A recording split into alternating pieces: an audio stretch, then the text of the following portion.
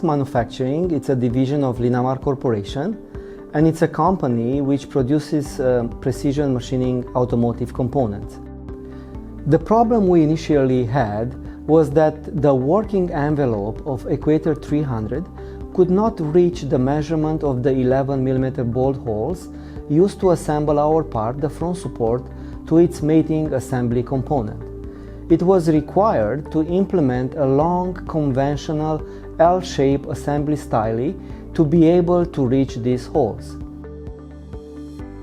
When Linex approached us with the challenges they were having with an Equator application and the stylus that they were using, we decided to look at additive manufacturing to come up with a monolithic design for the stylus to help us improve the measurement quality coming off the Equator. Some of the things we had to look at in that process was we needed to maintain a specific weight for the stylus. We also looked at we had to take into consideration the stiffness of the stylus with the triggering.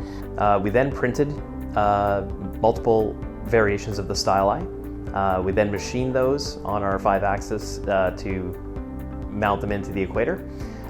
We then looked at testing the styli against the original design in order to benchmark and validate that the new monolithic design was actually more robust and repeatable than the original.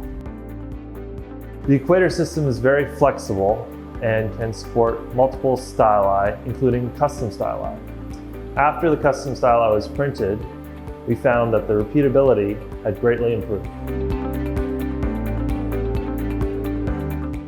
There are multiple benefits of the new style design, and I will name few of them. No frequent adjustments and/or probe calibration required due to its robust design approach. Accuracy and repeatability results within acceptable limits. Stability, accuracy over the time maintained within 5% limit, and no frequent production interruptions with effect of loss of productivity. Within short time, Renishaw team, they've done their homework and came up with a new 3D printed style design, which proved to be a robust design from one piece with no attached components.